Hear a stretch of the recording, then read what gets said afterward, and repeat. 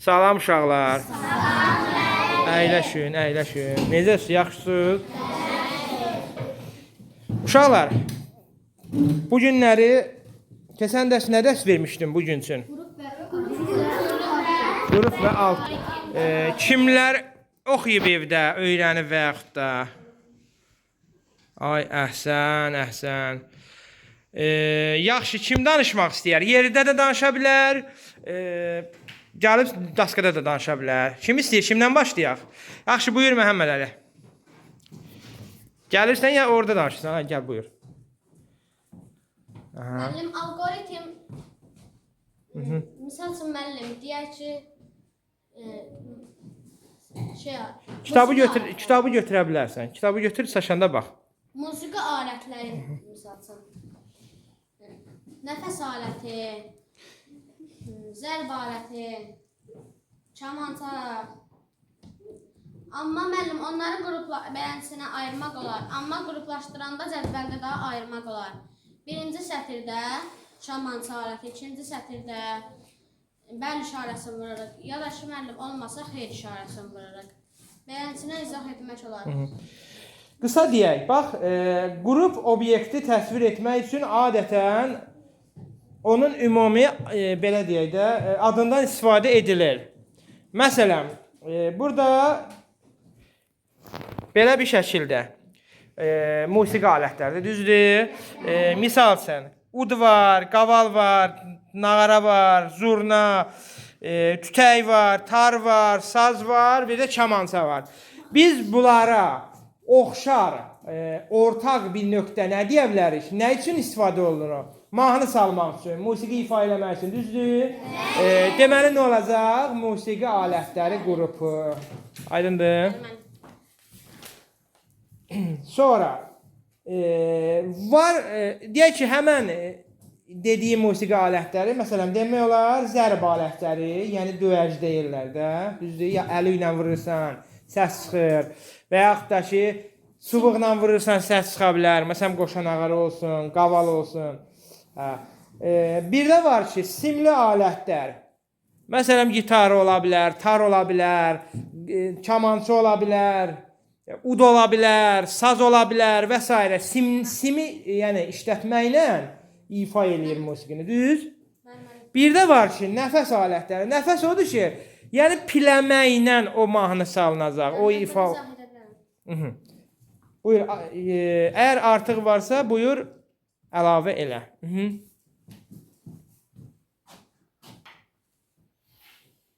Mənim cədvəl edə bilərəm. Aha, buyur, buyur.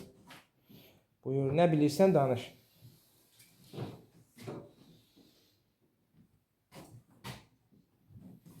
Məhəmməd Əli balamız yəqin ətraflı danışmaq istəyir, izah eləmək istəyir.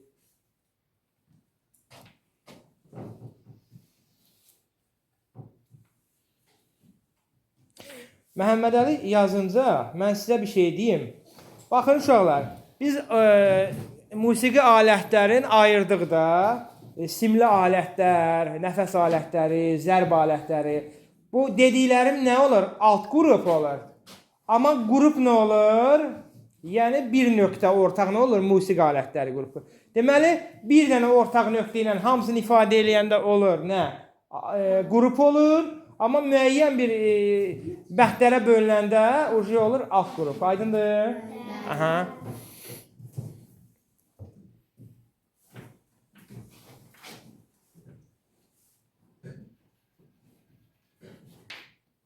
Aha, əlamətləri, bəli.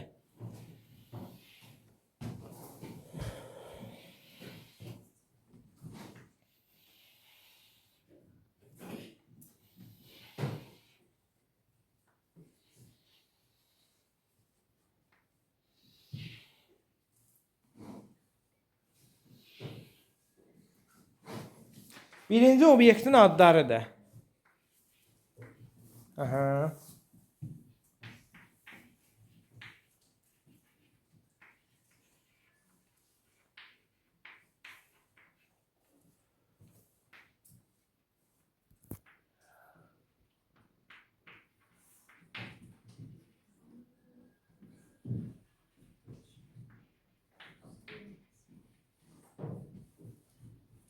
Misal üçün müəllim, indi Elif bu günləri 5 alır. Yazırıq buraya 5. Amma müəllim Azərbaycan dilindən yazıbsa, misal üçün müəllim bura A yazırıq. Amma müəllim Elif riyaziyyatdan 5 alıbsa, bura R yazırıq, yəni R yazırıq. Həsən müəllim informatikadan 4 alıb, 5 alıb. Yazırıq 5. Buradan yox, buradan müəllim. Yazırıq. İnformatika, hə. Müəllim ifa etmək olar. Amma müəllim, bir də var ki, müəllim bəyənsinə qrupla ayırmaq. Ən asan yolu müəllim budur. Bəli, cədvəllə ayırmaqdır. Deməli uşaqlar, biz cədvələ ad versək, deyək ki, məktəb şagirdləridir. Misal üçün 4-cü sinif idinizdə 4A+B. 4A. İndi belə deyək. Misal üçün biz buna desək ki, 4A sinif şagirdin qiymətlər cədvəli bu olacaq qrup. Amma həmən o Elifin Azərbaycan dilindən qiymət almağı və yaxud da ki, digər fənlərdən qiymət almağı olur nə? Alt qrupu. Aydındır? Bölünürsə müəyyən bəhdləri olur alt qrup. Aydındır? Danışırsan yoxsa əyləşsən? Tardun da yəni. Buyur, əyləş. Sonra kim gələr? Buyur, gəl. Kim istəsə yerindən də danışa bilər. Mənim dərsimizin adı qrup və alt qrup. Məsələn, müəllim, biz dərsimizi öyrəndiksə, cədvəl sayəsində işlənərlərik. Məsələn, cədvəli çəkirik və yazırıq Nərgiz, sonra Alpay, Əlif. Məsələn, Nərgiz riyaziyyatdan 5 alır. Sonra ana dilindən isə 4 alır. Məsələn, şeir danışmaqla. Amma Alpay isə riyaziyyatdan 5 alır, ana dilindən isə 5 alır. Və beləncə eləyə bilərik və qiymətlərini cədvəl sayəsində yaza bilərik. Fənlər ilə də yaza bilərik. Məsələn, fənlərimizi cədvəl çəkirik, ana dili, riyaziyyat, informatika, ingilis dili, təsvir, incəsənət. Məsələn, ana dilindən məsələn, Nərgiz 5 alır, riyaziyyatdan 4 alır, informatikadan 5 alır, ingilis dilindən 2 alır, sonra amma təsvir sənətdən isə 5 alır. Belə eləyə bilərik və cədvəl sayəsində işlədə bilərik. Danışdın, əhsən, əyləş. Sonra kimdir? Kim gəlmək istəyir? Rüqəyə gəlmək istəyirsən? Yerində ya burada danışsan? Buyur.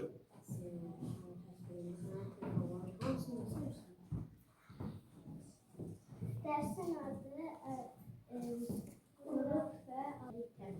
Haçan biz musiqi eləyəndə biz cədvəllə eləyə bilirik. O sadə dilinə girə bilirik. Məsələn, musiqidən biz Rüstəm, Məryəm, Zeynəb, Azərbaycan dilindən 5 alır, riyaziyyatdan 4 alır. Biz elə də tez gedə bilirik. Amma Məryəm riyaziyyatdan 5 alır, ana dilindən 5 alır. Rüstəm də dərsindən 5 alır, ana dilindən də 4 alır. Belə biz sadəcə tez gedə bilirik. Biz musiqi eləyəndə də biz çox şey istifadə edirik. Musiqini biz çox bilirik, elə bilirik.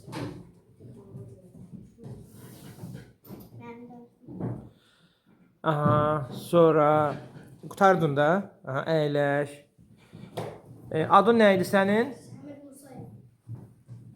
Səmid Musayev. Səmid yerindən danış. Buyur. Aha. Buyur, gəl danış. Aha. Məsələn, qrup, dərsimizin adı qrup və alt qruplar. Məsələn, qrup, yəni, məsələn, musiqi qrupu, rəsm qrupu, sonra başqa şeylər də ola bilər. Mənim şeir qrupu da ola bilər. Və